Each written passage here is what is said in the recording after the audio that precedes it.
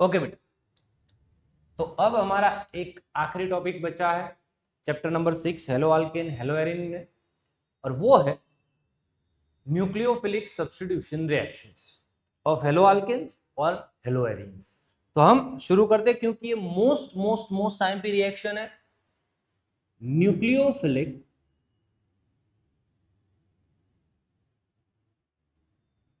Substitution reaction.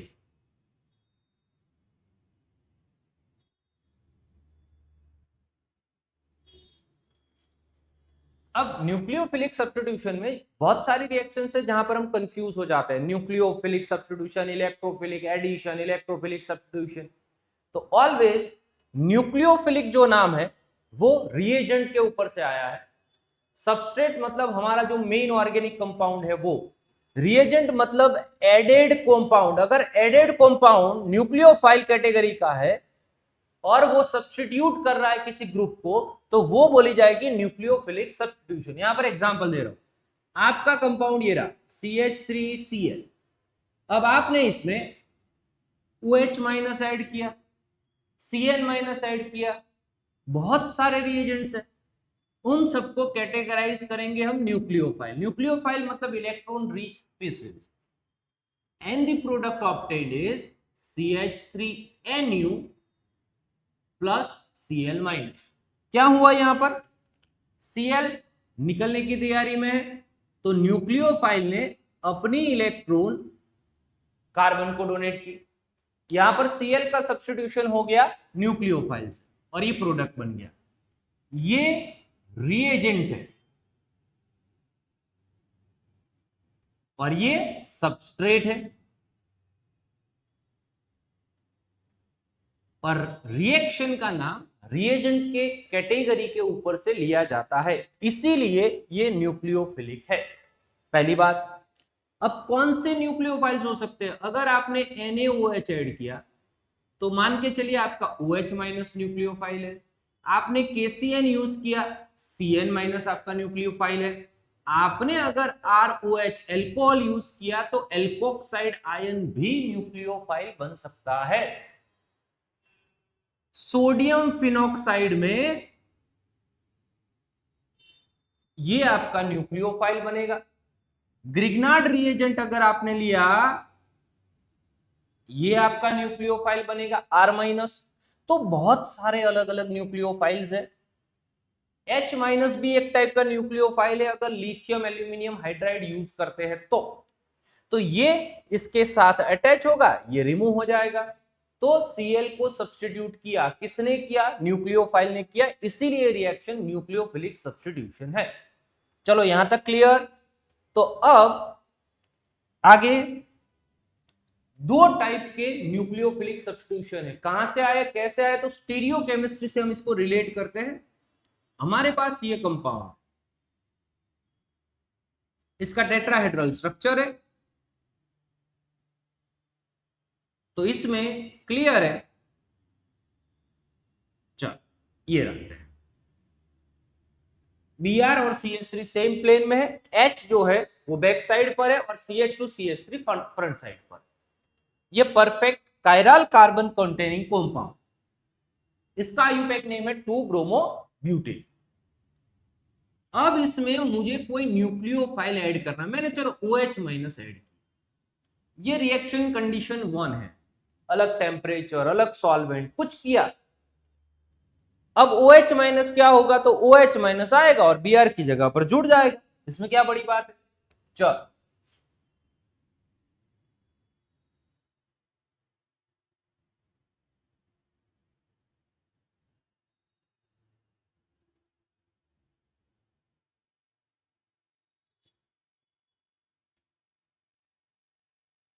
तो देखो, बाकी सारे के सारे ग्रुप सेम है, सिर्फ Br निकलकर OH आया। तो आपको लगेगा कि सर चलो सही है, Br निकलकर OH आया, लेकिन Br की एग्जैक्ट पोजीशन पर OH नहीं है। ये पूरा जो स्ट्रक्चर लिखा है वो उल्टा, कॉन्फ़िगरेशन अपोजिट हो गई है, एक दूसरे की रिलेटिव पोजीशंस अपोजिट हो गई। कोई बात नहीं, चलो एक हो गया। अब दूसरी बार एफर्ट करते, क्या वापस से OH माइनस ऐड करते, इन दोनों का मिक्सचर किया, सब्स्टिट्यूट होगा, कौन सब्स्टिट्यूट होगा, Br सब्स्टिट्यूट होगा। अब यहां पर रिएक्शन कंडीशन 2 है, अलग सॉल्वेंट अलग टेम्परेचर, कुछ चेंज किया, तो अब जो प्रोडक्ट मिला वो ऐसा,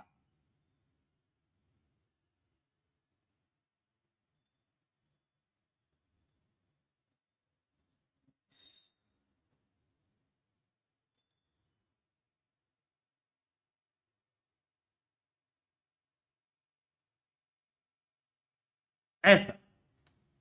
मतलब यहां पर दो प्रोडक्ट्स मिले, एक और दो। ओके, अब इसमें 100 मॉलिक्यूल्स अगर इसके लिए तो 50 ये बने और 50 ये बने। अब ये दोनों तो मिरर इमेजेस है, मतलब दोनों सेम कंपाउंड नहीं है, नॉन सुपर इंपोजेबल मिरर इमेजेस। तो अब इसमें क्या हुआ है, Br जहां से निकला OH वहीं आ गया, देखो जरा, बाकी सब कुछ सेम है। और इसमें क्या हुआ है, Br निकला, उसकी एग्जैक्टली ऑपोजिट जगह पर OH है, पूरा मॉलिक्यूल इन्वर्ट हो गया। तो अब साइंटिस्ट जब ये दो एक्सपेरिमेंट करते हैं, दो अलग अलग प्रोडक्ट्स मिलते हैं, तब उन्होंने बताया कि यहां पर दो अलग अलग मैकेनिज्म्स ऑपरेटिव है, यानी कि न्यूक्लियोफिलिक सब्स्टिट्यूशन दो टाइप से हो सकती है, 2 and 1। ऊपर वाली जो कैटेगरी उसको नाम मिला SN2, नीचे वाली कैटेगरी उसको नाम मिला SN1। अब कैसे हुआ क्या हुआ वो हम SN2 और SN1 को डिटेल में समझते हैं, लेकिन पहले ये थीम समझ ले आप, ध्यान से देखें, न्यूक्लियोफिलिक सब्स्टिट्यूशन का एग्जैक्ट मतलब क्या। चल, एग्जैक्ट मतलब है न्यूक्लियोफाइल आपका रिएजेंट आएगा और हेलोजन को सब्स्टिट्यूट कर ले जाएगा। दूसरा, न्यूक्लियोफाइल बहुत सारे अलग अलग कैटेगरी के हो सकते हैं। और तीसरा, ये रिएक्शन दो अलग अलग मैकेनिज्म्स के साथ हो सकती है। अगर आप कंडीशंस बदले तो आपको ऐसा प्रोडक्ट मिलेगा, अगर आप कंडीशन चेंज करेंगे तो आपको कुछ ऐसा प्रोडक्ट मिला। इसके बेसिस पर दोनों पार्ट्स को, दो अलग मैकेनिज्म्स को अब हम डिटेल में पढ़ने जा रहे हैं, ध्यान से। अब पहला जो मैकेनिज्म है वो है SN2, also called as bimolecular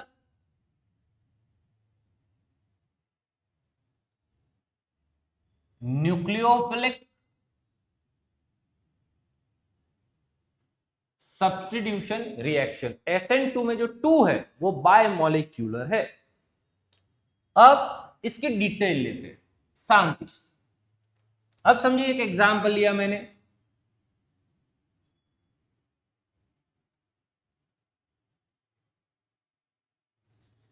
ये मेरा कंपाउंड, इसमें मैंने कोई न्यूक्लियोफाइल ऐड किया। अब जो प्रोडक्ट बना उसमें ये वाला प्रोडक्ट बना, मतलब Br जिस जगह पर गया उसके एग्जैक्टली ऑपोजिट स्पेस पर OH अटैच हो गया। ये एक सिंगल स्टेप रिएक्शन है,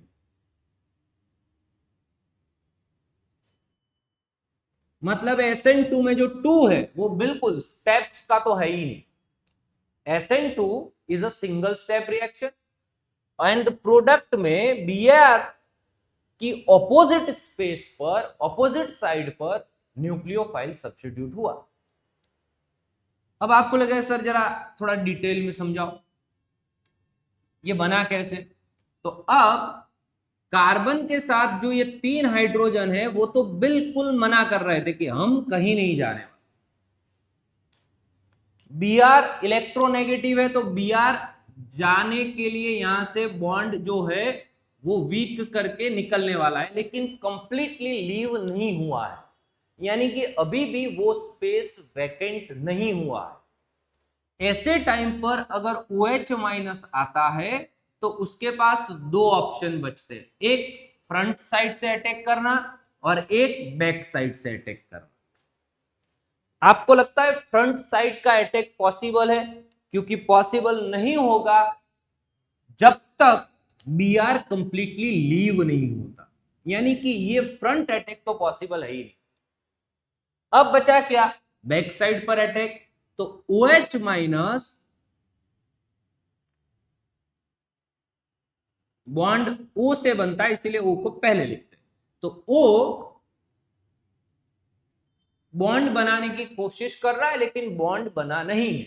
तो ऐसा एक ट्रांजिशन स्टेट मैंने यहां पर समझाया, जो एक simple highly energetic activated complex होता है, वो सिर्फ एक्सप्लेनेशन के लिए बनाया है। लेकिन ये स्टेप, इसका मतलब ये नहीं है कि टू स्टेप रिएक्शन है, पहले ये फिर ये, ऐसा नहीं है।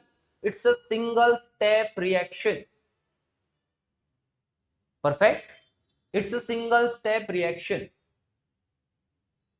अब आगे यहां पर ये कार्बन के 5 बॉन्ड्स हो गए, लेकिन उसको हम 3 ही बॉन्ड एक्चुअल मानेंगे। अगर कोई पूछे ये कार्बन का हाइब्रिडाइजेशन तो sp2 ही बोला जाएगा। क्यों भाई? क्योंकि ये बॉन्ड परफेक्ट बॉन्ड नहीं है, it's about to break and it's about to form. Clear? अब जैसे ये लीव कर जाएगा, ये बॉन्ड स्ट्रांग हो जाएगा, बन जाएगा, और तुरंत प्रोडक्ट ये मिल जाएगा, और साथ में Br माइनस रिलीज हो जाएगा। चलो क्लियर? तो ये जो है ये SN2 में होता है कि SN2 is a single step reaction, जहां पर न्यूक्लियोफाइल फ्रंट साइड से अटैक इसीलिए नहीं कर सकता क्योंकि जो हेलोजन होगा या फिर लिविंग ग्रुप होगा वो कंप्लीटली यहां से लीव नहीं हो रहा है, वो धीरे धीरे जाने की कोशिश कर रहा है, जाने वाला है, गया नहीं है। तो ये साइड अभी भी ब्लॉक्ड है, इसीलिए इस साइड पर अटैक करना इम्पॉसिबल है। पार्किंग में से आप गाड़ी निकाल रहे हो, जब तक आप निकाल कर निकल नहीं जाओगे, वहां से स्पेस वैकेंट नहीं होगी, कोई दूसरा पार्क नहीं कर सकता। सेम उसी तरह से ये साइड तब तक ब्लॉक रहेगी जब तक बी आर कंप्लीटली इस स्पेस को छोड़कर नहीं जाता है। क्लियर? अब OH आएगा, यहां पर अटैक करेगा, बॉन्ड बनाने की कोशिश करेगा, क्योंकि उसके लिए बचता है सिर्फ बैक साइड। बॉन्ड बनाने की कोशिश कर रहा है, ये मैंने ट्रांजिशन स्टेट बनाया, हाईली एक्टिवेटेड कॉम्प्लेक्स। अगर इसका डायग्राम हम देखें रिएक्शन कोऑर्डिनेट के साथ, तो ये कुछ इस हिसाब से बनता है। यहां पर आपका दोनों रिएक्टेंट है, कौन? RX plus NU।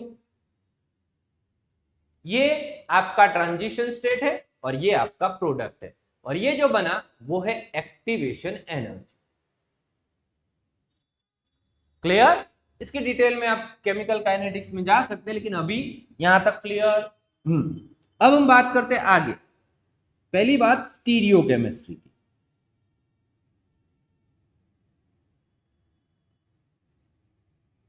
जब भी बैक साइड पर अटैक होगा तो इनकी जो रिलेटिव पोजीशन है वो चेंज हो जाती है। एक एग्जांपल के साथ समझ लेते हैं। यहां पर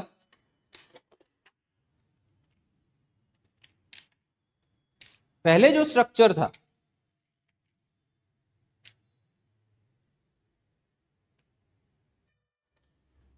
वो कुछ ऐसा था।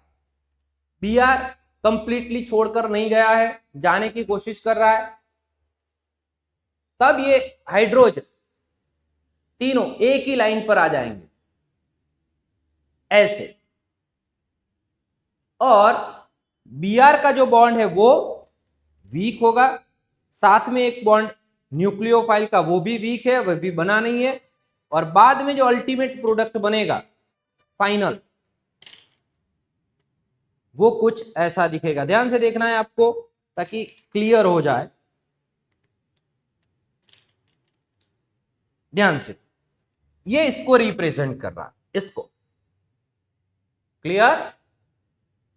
फर्स्ट जो है ये CH3Br इसको रिप्रेजेंट कर रहा है,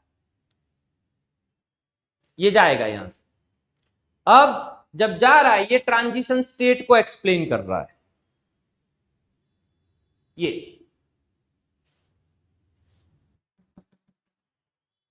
Br जाने की कोशिश करेगा, जैसे ही चला जाएगा ये वापस से 4 बॉन्ड हो जाएंगे, टेट्राहेड्रल ज्योमेट्री, और ये प्रोडक्ट को एक्सप्लेन करता है। फिर से ये CH3Br को ध्यान से देख लीजिए, ये मेरे हाथ में जो है वो हैलोजन है जो जाने वाला है। ये ट्रांजिशन स्टेट को, जिसमें ये दोनों बॉन्ड रेड और ग्रीन अभी बने नहीं है, ग्रीन वाला जो है वो टूटने वाला है, रेड वाला बॉन्ड बनने वाला है, और जब रेड वाला बॉन्ड बन जाएगा तब ये वाला हो जाएगा स्ट्रक्चर। यहां पर तो कायरल कार्बन नहीं है, अगर होता तो पूरा स्टीरियोकेमिस्ट्री चेंज हो जाता, इसीलिए मैं लिख रहा हूं यहां पर 100% इन्वर्टेड कॉन्फ़िगरेशन। इन्वर्जन मतलब बदल जाना, चेंज हो जाना, एक दूसरे की रिलेटिव पोजीशंस बदल गई। चलो क्लियर? Okay okay. अब उसके आगे इसको एक बार नोट डाउन कर देना। अब आगे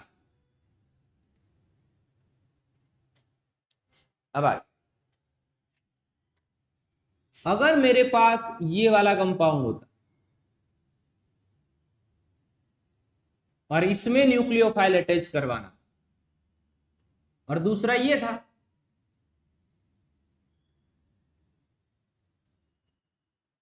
अब इसमें भी बैक साइड पर अटैक होगा। अगर इसका SN2 करवाएंगे तो SN2 में बैक साइड पर अटैक होगा। तो ये रहा आपका OH का अटैक, न्यूक्लियोफाइल का अटैक, कोई भी न्यूक्लियोफाइल हो सकता है। CH3 लार्जर ग्रुप्स, और ये रहा आपका न्यूक्लियोफाइल का अटैक। तो क्लियर है कि यहां पर बहुत ही छोटे छोटे ग्रुप्स है, कम स्टेरिक हिंड्रेंस, ये कार्बन इजीली लोकेट किया जा सकता। यहां पर बड़े बड़े ग्रुप्स हैं, ये कार्बन को लोकेट करना डिफिकल्ट है, इसीलिए OH माइनस का इस कार्बन पर अटैक डिफिकल्ट हो जाएगा, और इसीलिए पहली रिएक्शन फास्ट होगी कंपेयर टू दूसरी। इसीलिए रिएक्टिविटी ऑर्डर लिख रहा हूं मैं, रिएक्टिविटी ऑर्डर। मिथाइल का सबसे फास्ट रिएक्शन होगा CH3Cl, सुपर फास्ट। फिर प्राइमरी का थोड़ा स्लो हो जाएगा, सेकेंडरी का तो बहुत स्लो, और टर्सरी का तो ना के बराबर होगा ही नहीं। तो ये इसका रिएक्टिविटी ऑर्डर। पहली बात हो गई स्टीरियोकेमिस्ट्री की, उससे भी पहले बात हो गई एक ट्रांजिशन स्टेट के साथ सिंगल स्टेप रिएक्शन को एक्सप्लेन किया मैंने। अब हम बात करते हैं ये बायोमोलिक्यूलर का क्या मतलब है। तो अब केमिकल काइनेटिक्स में एक वर्ड आता है कि rate of reaction. Chemical kinetics ये कहता है कि जब भी कोई रिएक्शन सिंगल स्टेप में हो रही है तो उसको बोला जाएगा elementary reaction. It is also called as basic reaction. और ऐसे ही एलिमेंट्री और बेसिक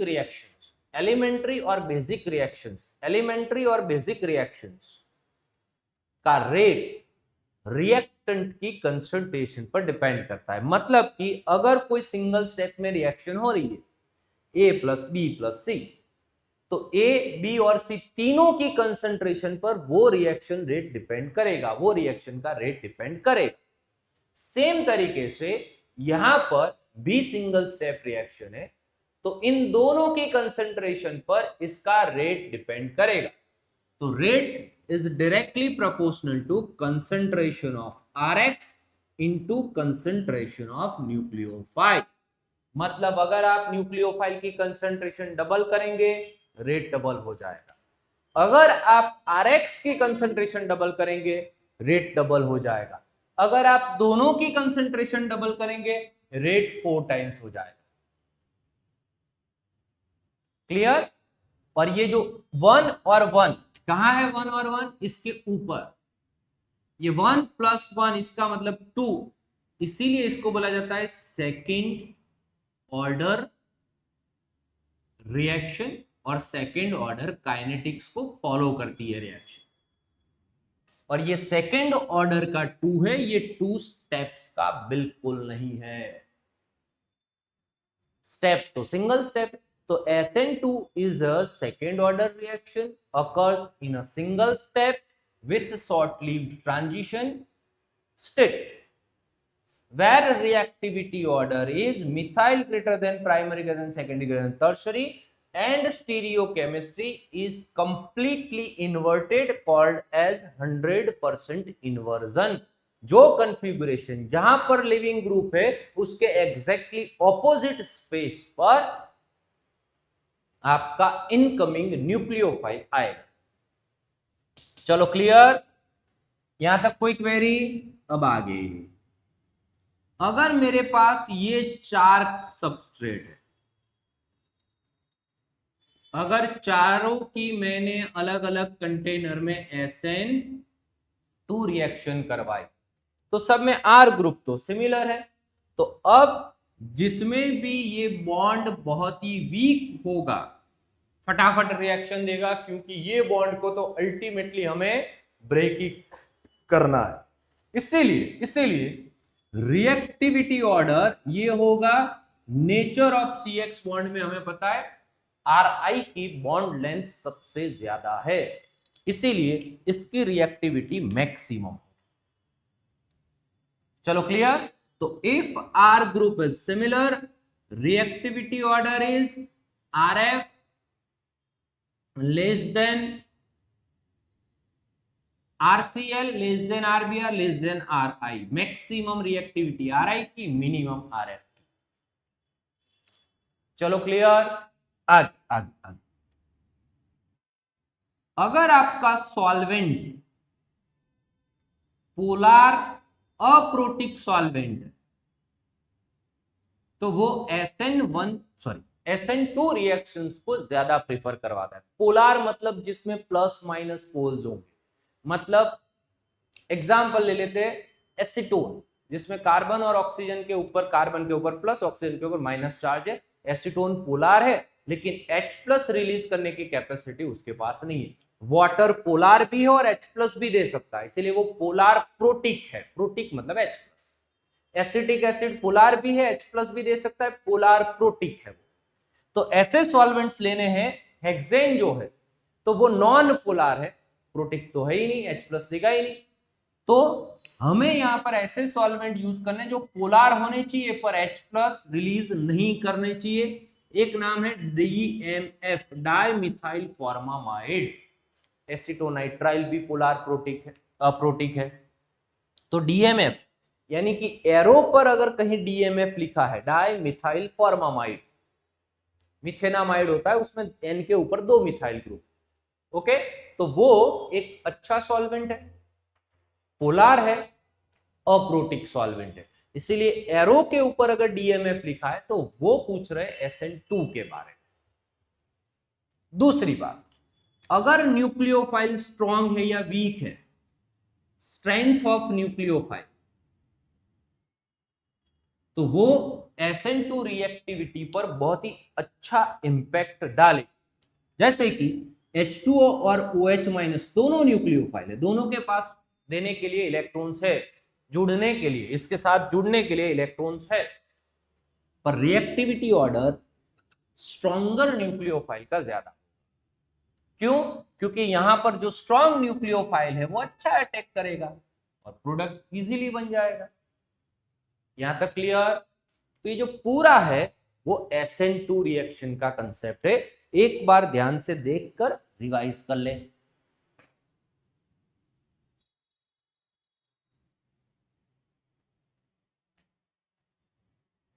ओके, तो यहां पर मेन पॉइंट है ये रिएक्शन, इसमें कायरल कार्बन नहीं है। अगर कायरल कार्बन होता तो ये जो कन्फिगुरेशन शो करता है उससे एग्जैक्टली ऑपोजिट कन्फिगुरेशन आपको प्रोडक्ट का मिलता। मैं सिर्फ अरेंजमेंट, रिलेटिव पोजीशंस की बात कर रहा हूं, ये नहीं बोला ये डेक्स्ट्रो होता तो ये लीवो होता, वो तो कंपाउंड पर डिपेंड है, उसमें इसका कोई रोल नहीं। क्लियर? अरेंजमेंट पूरी चेंज हो जाए।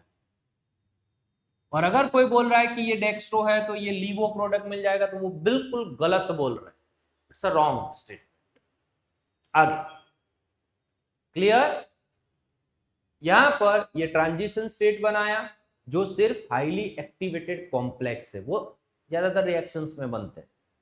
उसके बाद यहां पर मैंने स्टीरियोकेमिस्ट्री समझाया क्योंकि कन्फिगुरेशन बदल जाता, रिएक्टिविटी ऑर्डर समझाया, स्टेरिक हिंड्रेंस ही इसका मोड है, जिसमें ज्यादा स्टेरिक हिंड्रेंस उसमें कम रिएक्टिविटी, जिसमें कम स्टेरिक हिंड्रेंस उसमें ज्यादा रिएक्टिविटी। इसको सेकेंड ऑर्डर क्यों बोलते हैं? क्योंकि वन स्टेप रिएक्शंस में ऑलवेज जितने भी रिएक्टेंट है वो सब रेट पर अपना इंपैक्ट डालते हैं। तो रेट पर ये दोनों इंपैक्ट करेंगे, ये दोनों की कंसंट्रेशन मैटर करेगी। आप दोनों में से किसी एक को डबल कर लो, रेट डबल हो जाएगा, दोनों को करोगे तो 4 टाइम्स हो जाएगा। ये रिएक्शन सेकेंड ऑर्डर रिएक्शन की कैटेगरी में आती है। और अगर आपके पास RF RCl RBr आ रही है तो ऑब्वियस बात है RI में रिएक्टिविटी मैक्स होगी। सॉल्वेंट और strength of nucleophile, strength of nucleophile भी यहां पर इंपैक्ट डालते हैं। अब हम बात करते हैं एक सिमिलर रिएक्शन जो हमने नीचे यहां पर लिखा था। रिएक्शन का नाम है SN1 रिएक्शन। SN1 मैकेनिज्म है, प्रोडक्ट सेम ही मिलेगा, क्या? न्यूक्लियोफाइल सब्स्टिट्यूट हो जाएगा, ओके। लेकिन अगर कायरल कार्बन है तब यहां पर इंपैक्ट बड़ा हो जाता है। SN2 की जगह पर 1 आएगा तो बाय की जगह पर यूनी हो जाएगा। ध्यान से फर्क समझिए पहले से। तो ये रिएक्शन का नाम है SN1 और इसको बोला जाता है unimolecular nucleophilic substitution reaction. Okay, चलो स्टार्ट करते हैं। मैंने अपना सबस्ट्रेट ले लिया,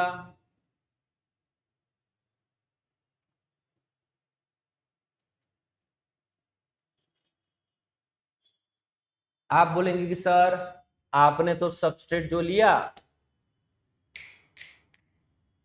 आपने जो सबस्ट्रेट लिया वो CH3Br लेना था ना, तो वो तो SN2 के लिए फेवरेबल है।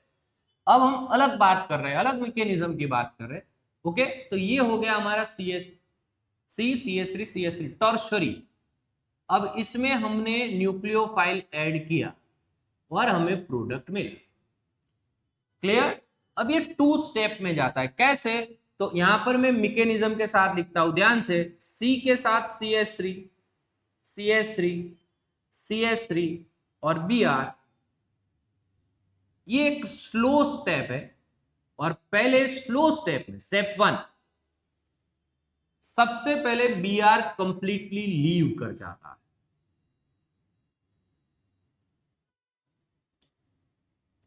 यहां पर जो बना इसको बोला जाता है कार्बोकैटायन।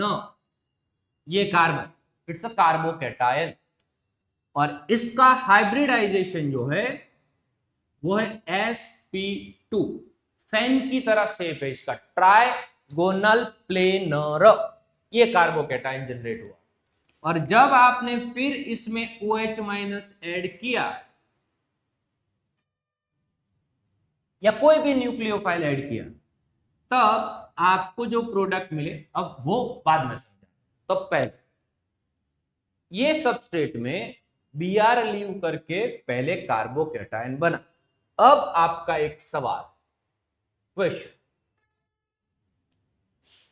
कि सर जब आप SN2 की बात कर रहे थे, CH3Br में भी तो सेम सिचुएशन हो सकती है, वहां पर भी स्लो स्टेप आएगा, Br निकल जाएगा, वहां पर भी कार्बोकैटायन जनरेट होगा। तो ऑब्वियस बात है, हो सकता।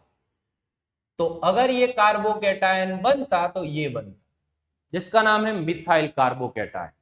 और केमिस्ट्री में stable is the product, easy is the formation. जितना प्रोडक्ट स्टेबल होगा उतना इजीली वो बन पाए। यहां पर प्रोडक्ट मिथाइल कार्बोकैटायन क्या स्टेबल है? नहीं है, इसीलिए Br नहीं जा रहा था। Br जाता तो मिथाइल कार्बोकैटायन बन सकता था, but methyl carbocation is not that much stable, so the carbon will not leave Br minus. Perfect, okay.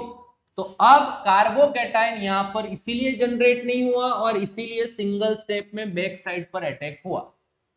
लेकिन इस रिएक्शन में जो बनने वाला कार्बोकैटायन है it's a tertiary and the tertiary carbocation is highly stable, इसीलिए कार्बोकैटायन जनरेट हुआ। अब आगे इसको यहां पर समझते हैं। 3 methyl group, tetrahedral geometry, Br चला गया, अब कार्बोकैटायन बन गया। अब कार्बोकैटायन का शेप होगा कुछ इस हिसाब से, ये बिल्कुल ये कार्बोकैटायन का शेप।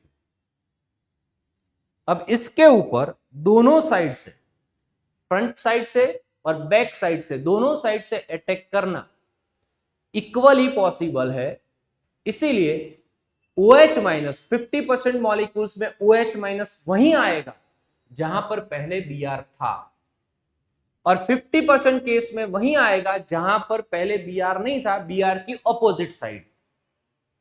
इसीलिए OH माइनस का अटैक आपको 2 प्रोडक्ट देगा, एक और दूसरा।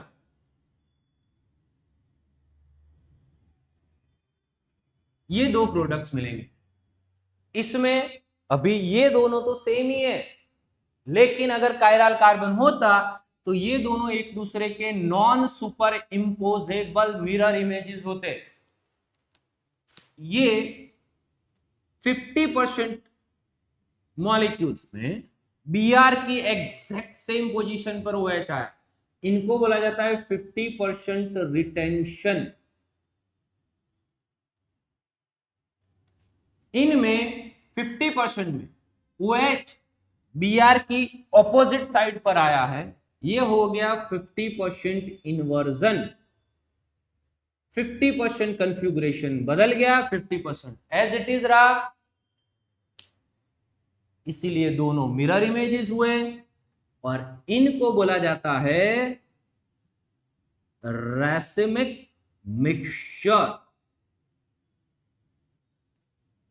100% रैसिमाइजेशन, 100% रैसिमाइजेशन, दोनों 50-50। इसीलिए अगर कॉम्पिटिटिव में क्वेश्चन आता है, ध्यान से, टेक्स्ट बुक लेवल तक, प्राइमरी लेवल तक ये परफेक्ट है,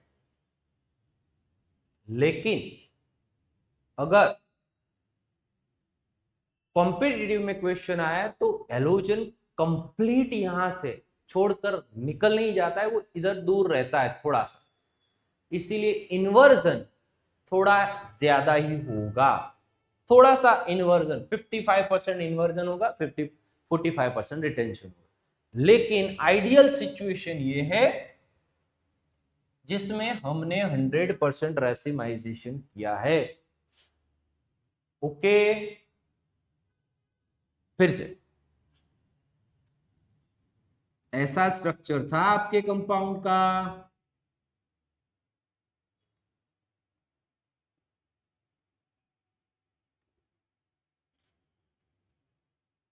यहां पर मैं कोई एक और R ग्रुप ले लेता, R डैश। जब आपका Br छोड़कर जाएगा इसको, सॉरी ये R डैश बैक साइड पर, तब इस कार्बन के साथ 3 ग्रुप रहेंगे, एक CH3 ग्रुप, एक इस साइड पर ये आपका CH3 ग्रुप, ये बाहर की साइड पर कौन सा CH2CH3, ये अंदर की साइड पर कौन सा R ग्रुप, R डैश, कोई भी हो सकता है। अब इसका हाइब्रिडाइजेशन क्या हो जाएगा, sp2। दोनों साइड से अटैक करवाने के बाद जो 2 प्रोडक्ट्स मिले उनका स्ट्रक्चर बना रहा हूं यहां पर, कार्बन CH3, एक सेम स्ट्रक्चर,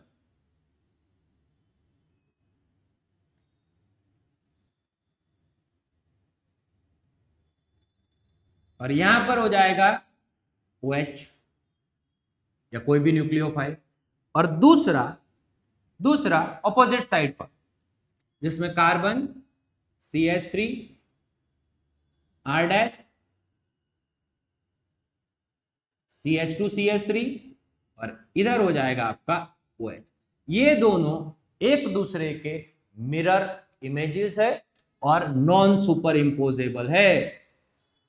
ये दोनों एक दूसरे के एनांसियोमर्स है। आपको यहां पर 50% मॉलिक्यूल्स में Br की सेम जगह पर OH दिखा, 50% मॉलिक्यूल्स में ऑपोजिट साइड पर दिखा, इसीलिए दोनों एनांसियोमर जनरेट हुए। इनको बोला जाता है 100% रेसिमाइजेशन। 100% रेसिमाइजेशन। समझ लीजिए, समझ लीजिए शांति से। क्लियर?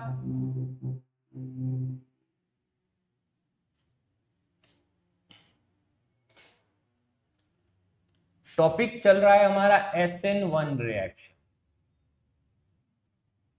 अब आगे इसको यूनिमोलिक्यूलर क्यों कहते हैं, ये 1 क्यों है? क्योंकि पहले 2 था तो वो बायमोलिक्यूलर था, सेकेंड ऑर्डर था, तो ये फर्स्ट ऑर्डर रिएक्शन। अब केमिकल काइनेटिक्स में जब भी मल्टी स्टेप रिएक्शन है, फिर से जब भी आपके पास केमिकल काइनेटिक्स में मल्टी स्टेप रिएक्शंस थे तो स्लो स्टेप का जो भी रिएक्टेंट होगा यही रेट डिसाइड करता है, इसकी कंसंट्रेशन ही रेट डिसाइड करेगी। यानी कि rate is directly proportional to concentration of Rx only. ये रिएक्शन में रिएक्शन का रेट न्यूक्लियोफाइल की कंसंट्रेशन पर बिल्कुल डिपेंडेंट नहीं है, इसीलिए इनको बोला जाता है फर्स्ट ऑर्डर रिएक्शन। अगर आप Rx की कंसंट्रेशन डबल कर लेते रेट डबल हो जाएगा। अगर आप न्यूक्लियोफाइल की डबल करते हो रेट पर जीरो इंपैक्ट आएगा, जीरो। क्लियर? इसीलिए इसको बोला जाता है यूनिमोलिक्यूलर रिएक्शन, इसकी कंसंट्रेशन पर ये डिपेंडेंट है, पहली बात। अब हम बात करते हैं स्टीरियोकेमिस्ट्री की। ऑलरेडी डिस्कस 50% रिटेंशन, 50% इन्वर्जन, मिलकर बनेगा 100% racemisation, racemic mixture. Third, reactivity. जब भी कोई रिएक्शन में इंटरमीडिएट कार्बोकैटायन बना, चाहे वो ल्यूकास टेस्ट हो, चाहे वो डिहाइड्रेशन ऑफ अल्कोहल हो, या कोई भी रिएक्शन जिसमें ऐसे इंटरमीडिएट कार्बोकैटायन बनता है, तो वो रिएक्शन की रिएक्टिविटी उसी कार्बोकैटायन का स्टेबिलिटी ऑर्डर फॉलो करती है। इसीलिए टर्शरी में रिएक्शन सुपर फास्ट होगा, सेकेंडरी में ज्यादा, प्राइमरी और मिथाइल में रिएक्शन बहुत ही स्लो जाएगा, क्योंकि उनके कार्बोकैटायंस उतने ज्यादा स्टेबल नहीं है। CH3+ उतना स्टेबल नहीं है, ये टर्शरी बहुत ही अच्छा स्टेबल कार्बोकैटायन है। अब आगे, अगर R ग्रुप सेम है तो RF, RCl और RBr और RI इनमें किसकी रिएक्टिविटी ज्यादा होगी? तो ऑब्वियस बात है इसमें भी हमें हैलोजन को निकालना है, बॉन्ड ब्रेक करना। तो जिसका बॉन्ड इजीली ब्रेक होगा उसकी रिएक्टिविटी फास्ट होगी। तो ये रिएक्ट ऑर्डर SN2 और SN1 दोनों के लिए सेम टू सेम है। और आखिर में सवाल एक, क्या स्ट्रॉन्ग न्यूक्लियोफाइल और वीक न्यूक्लियोफाइल से रेट अफेक्ट होगा? पहली बात, रेट में यहां पर न्यूक्लियोफाइल है ही नहीं, तो आप स्ट्रॉन्ग वीक से कोई फर्क नहीं पड़ेगा। और दूसरी बात, जब कार्बोकैटायन बन जाएगा तो उसके साथ न्यूक्लियोफाइल का अटैच होना वो एक फास्ट स्टेप है। चाहे आपका न्यूक्लियोफाइल स्ट्रॉन्ग है चाहे आपका वीक है, डिपेंड करता है कार्बोकैटायन कितने बने। यानी कि यहां पर न्यूक्लियोफाइल की स्ट्रेंथ का भी जीरो इंपैक्ट है, जीरो। और उसके बाद जब भी कोई polar protic solvent like water, acetic acid, ये सब इस रिएक्शन के लिए बहुत ही अच्छे फेवरेबल है। यानी कि वाटर में NaOH एक्वियस होगा तो वो SN रिएक्शन फेवर करवाए, वाटर में SN1 रिएक्शन ज्यादा फेवरेबल है। और एक और चीज मैं यहां पर एनर्जी डायग्राम बता देता हूं उसका। अगर ये पोटेंशियल एनर्जी है, ये आपका रिएक्टेंट RX है, तो ये एक्टिवेशन एनर्जी। और अब ये आ गया पहला इंटरमीडिएट, वहां पर ट्रांजिशन स्टेट था, ये इंटरमीडिएट है, ये रहा आपका कार्बोकैटायन, यानी कि ये आपका RX है तो ये आपका R+ है। अब न्यूक्लियोफाइल का रोल आएगा और तब जाके ये प्रोडक्ट बनेगा। यहां पर दो एक्टिवेशन एनर्जीज है, ये वाली है एक्टिवेशन एनर्जी EA1 जो पहले स्लो स्टेप में, अब कार्बोकैटायन बन गया, उसके बाद आपको फिर से ये जो आई वो है EA2। क्लियर? तो अब दो एक्टिवेशन एनर्जी के हिसाब से आपको प्रोडक्ट मिलेगा, यहां पर OH- का अटैक होगा और ये बन गया आपका ROH, स्टेबल प्रोडक्ट। तो ऐसा एनर्जी का डायग्राम होगा किसमें? SN1 में। SN2 का मैंने पहले बता दिया था आपको। Okay, done. अब कुछ और सवाल। ये आपका प्राइमरी हेलाइड है, लेकिन ये नॉर्मल नहीं, ये एलाइलिक है, एलाइलिक। अगर Cl यहां से निकल जाता है तो इसके ऊपर प्लस चार्ज आएगा and it is resonance stabilised. इसका एक और रेजोनेंस स्ट्रक्चर बनेगा। सेम सिचुएशन है बेंजाइलिक के साथ। तो ये दोनों भले ही प्राइमरी है, लेकिन इनके कार्बोकैटायंस बहुत ही ज्यादा रेजोनेंस स्टेबिलाइज है, इसीलिए बेंजाइलिक और एलाइलिक प्राइमरी होने के बाद भी they are excellent substrates for SN1 reaction. Benzylic और एलाइलिक अगर SN1 में जा रहे तो वो बहुत ही अच्छी रिएक्शन दे सकते। रीजन, बेंजाइलिक कार्बोकैटायन भी रेजोनेंस स्टेबिलाइज्ड है, यानी कि जिसकी स्टेबिलिटी कार्बोकैटायन की ज्यादा उसकी रिएक्टिविटी ज्यादा, तो इसकी SN रिएक्टिविटी मिलेगी किसकी? बेंजाइल क्लोराइड की। इसीलिए क्लासिफिकेशन में हमने एलाइलिक और बेंजाइलिक को एक साथ अलग रखा था, और उसके बाद था विनाइल और अराइल।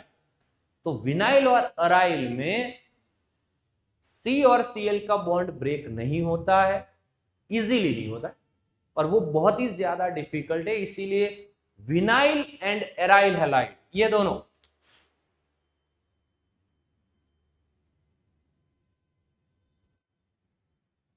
SN रिएक्शन के वर्स्ट सबस्ट्रेट्स में से एक है।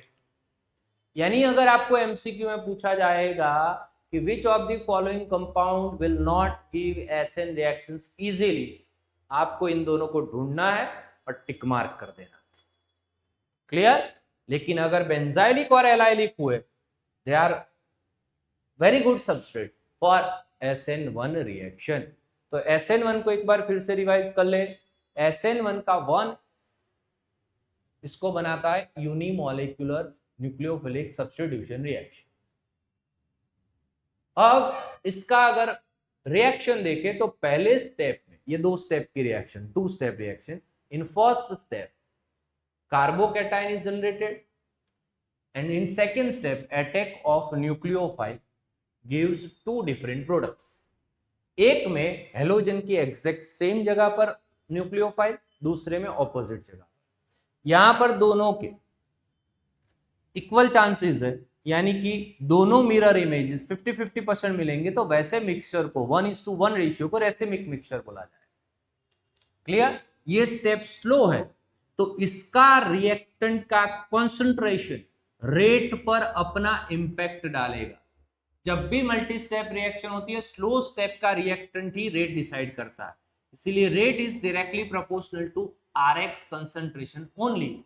इसीलिए first order reaction, first order 50% retention 50% inversion समझ में आ गया. अब रिएक्टिविटी ऑर्डर, तो जहां पर भी कार्बोकेटाइन स्टेबल है रिएक्शन फास्ट हो.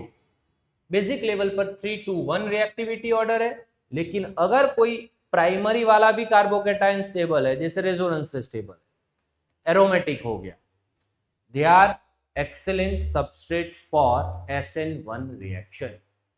ओके, तो यहां पर SN1 और SN2 का डिफरेंस भी पूछा जा सकता है. दोनों 3-3 मार्कर में पूछे जा सकते हैं. मोस्ट IMP क्वेश्चन है. क्लियर? इसके बाद बचता है एराइल हैलाइड, वो हम नेक्स्ट क्लास में डिस्कस करेंगे. Thank you very much.